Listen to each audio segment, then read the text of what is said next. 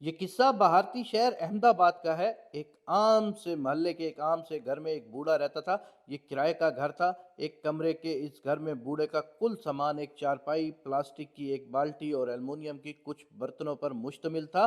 500 روپے ماہانہ اس کی پنشن تھی۔ بوڑھا برتن خود دھوتا تھا، گھر کی صفائی بھی خود کرتا تھا۔ اڑوس پڑوس کے لوگ اسے اپنے جیسا عام آدمی سمجھتے تھے جو انہی کی طرح اس غریب محلے میں رہتا تھا۔ ایک بار مالک مکان کرایہ مانگنے آیا تو بوڑھے کے پاس کرایہ ادا کرنے کے لیے کچھ نہ تھا۔ مالک مکان کو غصہ آیا، اس نے بوڑھے کا سامان اٹھایا اور باہر پھینک دیا۔ اب بوڑھا فٹ پاتھ پر بیٹھا تھا، بے یار و مددگار۔ محلے کے لوگوں نے مالک مکان کی منت کی اور اس نے اجازت دے دی۔ بوڑھا سامان اندر لے جا رہا تھا تو وہاں سے کسی اخبار کے نامہ نگار کا گزر ہوا۔ اسے یہ واقعہ دردناک لگا۔ اس نے اس کی خبر بنائی اور بوڑھے کی تصویر ساتھ لگا دی۔ جب اس کے ایڈیٹر نے تصویر دیکھی تو اس کے ہوش اڑ گئے۔ اس نے نامہ نگار سے پوچھا کہ کیا وہ اس بوڑھے شخص کو جانتا ہے؟ نامہ نگار ہنسا، ایک غریب بوڑھے کو جان کر وہ کیا کرے گا؟ ایڈیٹر نے اسے بتایا کہ اس 90 سالہ بوڑھے کا نام گلزاری لال نندا ہے، جو 2 بار بھارت کا وزیر اعظم رہا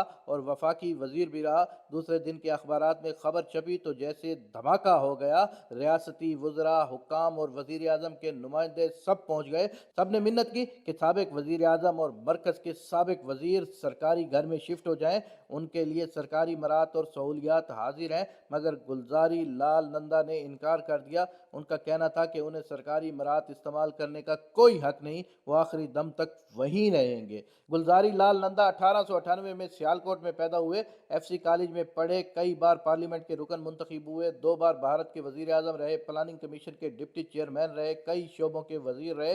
وفات کے وقت کوئی مکان، کوئی جائیداد، کوئی بینک بیلنس نہیں تھا۔ ہمارے پاس قائد اعظم اور لیاقت علی خان کے سوا اور شروع کے کچھ رہنماؤں کے سوا ایسی کوئی مثال نہیں۔ لگتا ہے کہ جس طرح مسلمان سائنس، ٹیکنالوجی اور سرجری، میڈیکل علوم اور سوشل سائنسز، ایجادات اور دریافتوں میں پیچھے رہ گئے ہیں، اسی طرح سادگی اور دیانت میں بھی پیچھے رہ گئے ہیں۔ مشرق وسطیٰ کے حکمرانوں کا معیار زندگی شاید دنیا میں اور کسی حکمران کا ہو۔ ہمارے حکمرانوں کی جائیدادیں پوری دنیا میں پھیلی ہوتی ہیں۔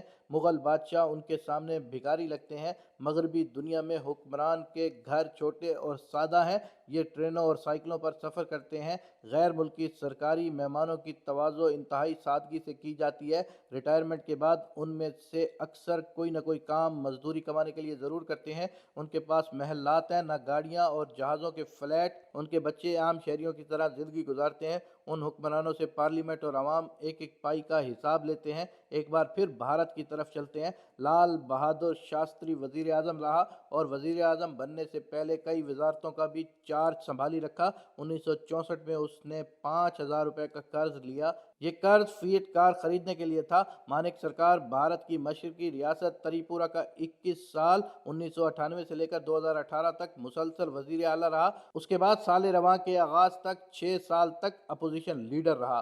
گھر ہے نہ زمین نہ جائیداد، موبائل فون بھی نہیں رکھتا، ٹیکس ریٹرن کی نوبت ہی کبھی نہ آئی، 2 کمروں کے فلیٹ میں رہائش ہے۔ چیف منسٹر کے طور پر تنخواہ پارٹی کو دے دیتا تھا، پھر پارٹی سے 5,000 روپے گھر کے اخراجات کے لیے لیتا تھا۔ چیف منسٹری کے دوران بھی بیوی کے ساتھ زیادہ تر رکشا استعمال کرتا رہا۔ گوا کے چیف منسٹر منوہر پریکار پر اس کے مخالفین نے الزام لگایا کہ گارڈز آف آنر لیتے وقت چپل پہنے ہوئے تھے، اپنا بیگ خود اٹھاتا تھا، مہنگی گاڑی سے کنارہ کش رہا۔ مغربی بنگال کی چیف منسٹر ممتا بینرجی سادہ سفید ساڑی میں ملبوس رہتی ہے۔ بی جے پی کا ملک گیر سیلاب اسے نہ ہٹا سکا۔ شکستہ سے ابائی گھر میں رہتی ہے، پروٹوکول سے بے نیاز، گلیوں میں عام چلتی پھرتی ہے۔ کرونا کے ایام میں گھر گھر جا کر لوگوں کی مدد کرتی رہی۔ سنگاپور کا معمار لی کوان یو صرف ایک مکان کا مالک تھا۔ اس کی وصیت تھی کہ اس کے مکان کو منہدم کر دیا جائے تاکہ سرکاری خزانے پر اس کی دیکھ بھال کا بوجھ نہ پڑے۔ 11 سال تک برطانیہ کی وزیر اعظم رہنے والی مارگریٹ تھریچر نے باورچی کبھی نہ رکھا۔ سرکاری فرائض سے فارغ ہو کر ہر روز اپنا اور اپنے میاں کا کھانا خود پکاتی، بلکہ کبھی کبھی اپنی کابینہ کے وزراء کو بھی اپنا پکا ہوا کھانا کھلاتی۔ جب وہ جاپان میں ایک اجلاس میں شرکت کرنے گئی تو مہمانوں میں وہ واحد خاتون وزیر اعظم تھی۔ جاپانی حکومت نے اس کی حفاظت کے لیے 20 خواتین گارڈ مقرر کیں جو جوڈو کراٹے کی ماہر تھیں، مگر تھیچر نے اس خصوصی انتظام سے انکار کر دیا تھا۔ اس کا کہنا تھا کہ وہ خاتون کے طور پر نہیں آئی بلکہ وزیر اعظم کی حیثیت سے آئی ہے، جو سہولت دوسرے وزرائے اعظم کو نہیں دی جا رہی وہ قبول نہیں کرے گی۔ عارف صادق ایک پاکستانی تارک وطن ہے۔ सिडनी में रह रहे हैं, ऑस्ट्रेलियन गवर्नमेंट में अच्छे ओहदे पर फाइज हैं। मुझे बता रहे थे कि मुतलका वज़ीर ने उनके दफ्तर का मुआयना करना था। वो दफ्तर में काम कर रहे थे कि दरवाज़ा खुला और वज़ीर साहब अपना बैग उठाए कमरे में दाखिल हुए। उनके साथ और कोई न था, प्रोटोकॉल और ना और कुछ, खुद गाड़ी चला कर आए, किसी ने इस्तकबाल नहीं किया। तालिबान को छोड़कर पूरी मुस्लिम दुनिया में ऐसी मिसालें नहीं मिलती। हमारे पास खुलफाए राशिदीन के बाद हुक्मरानों की सादगी शायद ही कहीं दिखाई दे। उमवी थे या अब्बासी, सल्तनत उस्मानिया के हुक्मरान थे या मुगल या सफवी, सब ने ऐशो इशरत की ज़िंदगी गुजारी।